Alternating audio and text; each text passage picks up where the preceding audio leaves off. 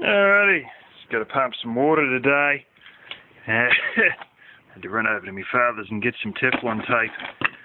He wasn't even out of bed, but anyway, yeah, changed over this fitting from the 3/4 inch one to the 1 inch one. I've got to whack that on. I've already got 1,500 litres of water sitting in the tank right now,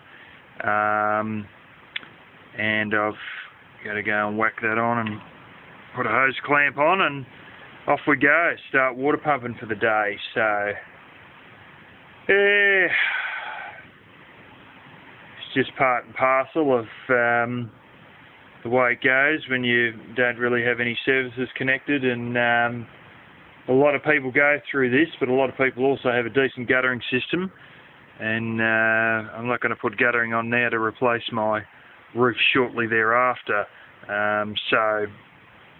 And quite honestly, the overhang of the roof right now isn't long enough to really get into the guttering properly. It's got to be 40 mil, generally speaking, but at least a minimum of 25 mil, and it's barely even that, you know, to sort of drop over the edge. So, you know, between the end of the sheets and the wall sort of thing, it's very minimal. So, yeah.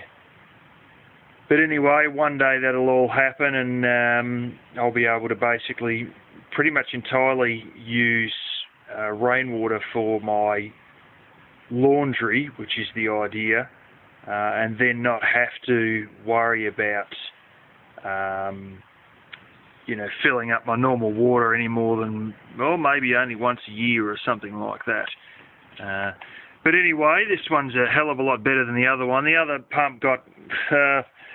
yeah, the cable for the float switch was stuffing up and you had to hold it funny. And then, you know, this has got a decent bloody handle on it.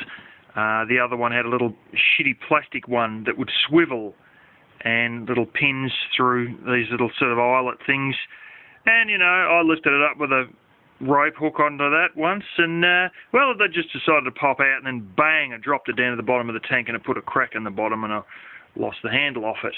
And quite honestly, it's electrocution risk.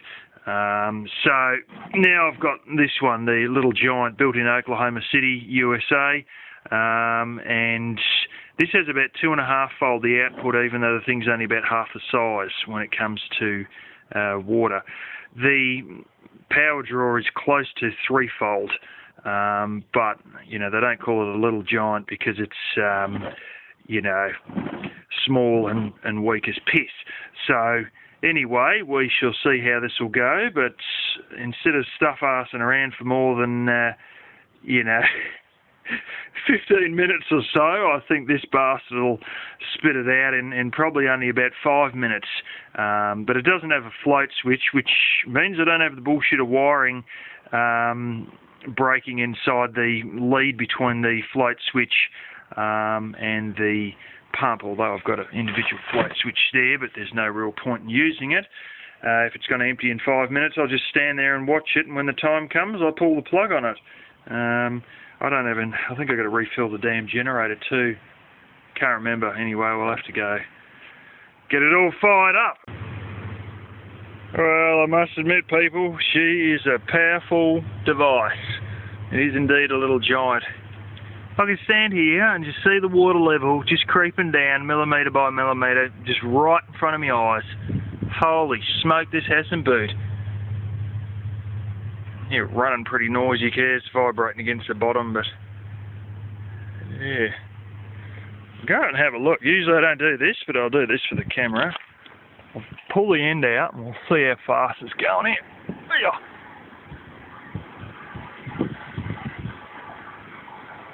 Oh, it was very low in water. I knew it was getting low.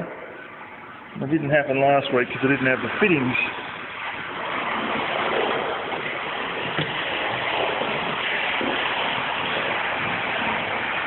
That's fairly hammering. Yeah. Holy smoke. Oh. If you don't put the hose in long enough, it actually goes and slides out because of the weight of the rest of the hose, which because the water in the rest of the hose, it sort of gets heavy, so if it's not enough of it in there, it'll actually just slip out and fall on the ground, and we'll have water going all over the ground and lose a lot of it. And you got to sort of pull it out near the end as well, otherwise the bitch will siphon back, and I've had that a lot of times. You know, so I make a point of it, especially in the early days when I didn't quite understand it. What will happen is, especially when this is getting fullish, you'll siphon back out through that line back into here. Even though the pump was pushing that direction, you turn it off and it all sort of stops, and then for some reason it actually comes back and it'll refill the bloody tank. And I've had that happen. Thought, okay, go to lunch and then come back and the bloody tank's half full again. You think, what the hell happened here? I watched this bastard empty and now it's full. And then I worked it out one day when I saw it actually doing it. Yeah, anyway, we are going flat out here. It works and jerks here for the railway signalling system. Honestly, it looks like about 3 80-watt panels on the left there, and about 4 20-watters on the right there. There's another little one there. I think it's a weather station thingy over there. It's probably got about a 15 watts or something on it. And the government here also has a lot of that sort of stuff along the rivers, checking water flow and stuff like that, which is all solar powered equipment, usually with a radio antenna, much like a little antenna above the little one on the right there. Transmits back to some central system. It's just across the road from, literally the road's there from where I'm filling up water, because the standpipe right next to the train station, the train line rather. Well, there is an old train station, but it's been sold as a private house, and I won't show that. But it shakes like hell sometimes when it's doing this, but sort of bounces a bit.